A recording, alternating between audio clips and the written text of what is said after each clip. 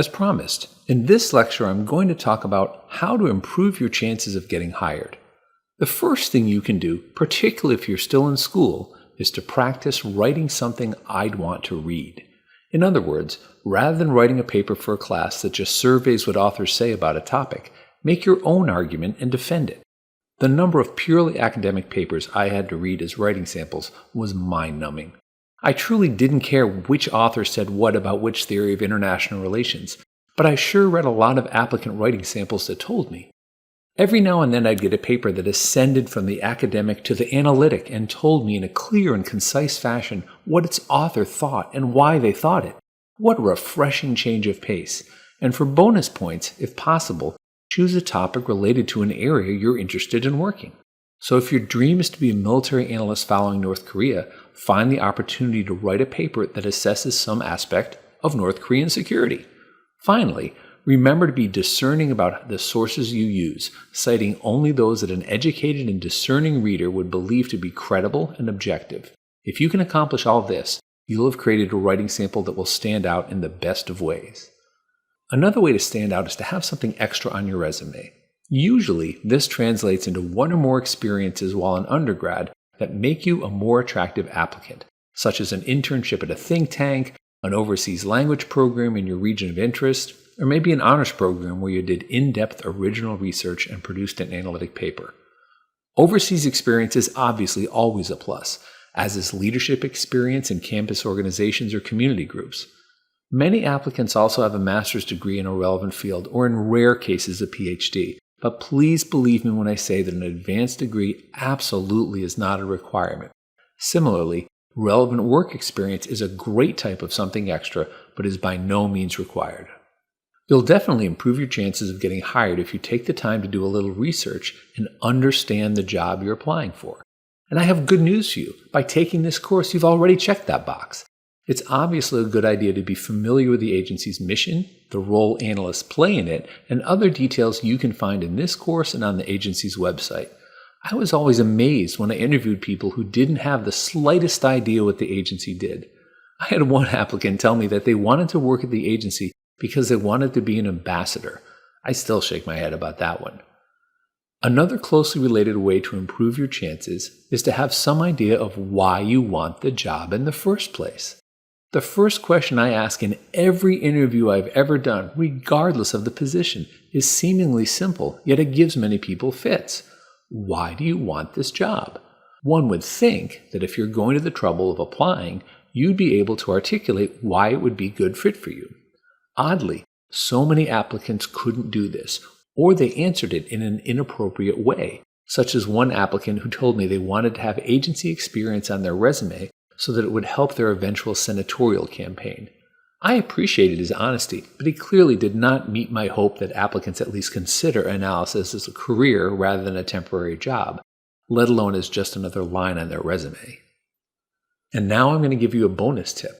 The most common interview mistake people made with me was that when I asked this simple question first of why, they proceeded to ramble on endlessly.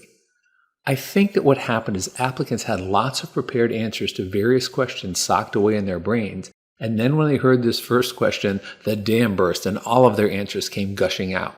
This usually led to a long, convoluted response that left me counting the minutes until they finally stopped talking. So remember to be concise in any interview, particularly when answering the simple question of, why do you want the job? My last piece of advice about increasing your chances of being hired as an agency analyst is to start with an internship. The agency has a unique internship program that's a fantastic way to get your foot in the door and get a real sense of the job.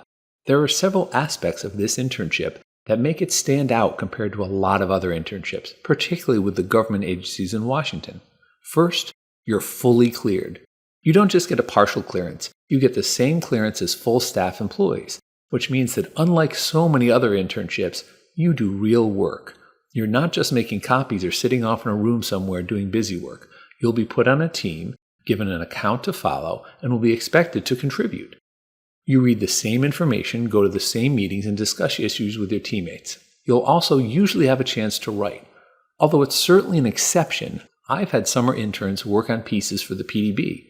It's more common that they're able to at least write one finished intelligence product during their tenure. I had one intern who became a critical and highly productive member of my team when a war suddenly broke out in the country he was following, and I shifted him from a political to military analyst because I needed more of them. He never looked back from this strong start and had a meteoric rise to the senior ranks after he graduated and joined the agency as a regular staff member.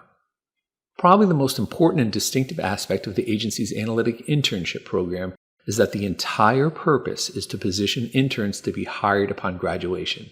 The hope is that you like us, we like you, and then when you return to college for your last year of school, you do so with a job offer for when you graduate.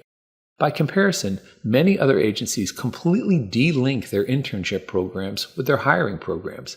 The student intern to staff hire conversion rate at the agency is quite high, so strongly consider an internship. Oh, and it also pays, a definite rarity in the world of DC unpaid internships. Keep in mind that to be eligible for an internship, you still have to survive the clearance process and have at least 10 weeks that you can work. You must also have at least one semester of undergrad or grad studies on the other side of your proposed internship. If possible, you can work multiple tours, such as the summers before your junior and senior years, if you apply early enough. You'll find a lot more information about this on the agency's website. In summary, the agency's internship program is an outstanding way to get your foot in the door and try out the analyst job to see if it's a good fit.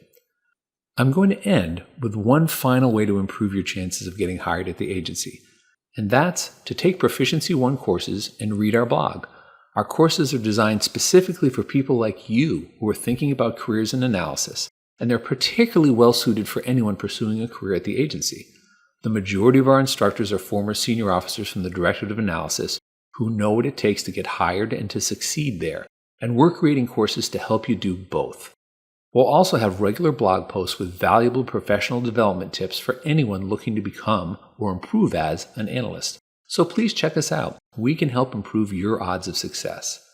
Now that I've shed some light on how to get hired, I'm going to end by talking about how the application process works.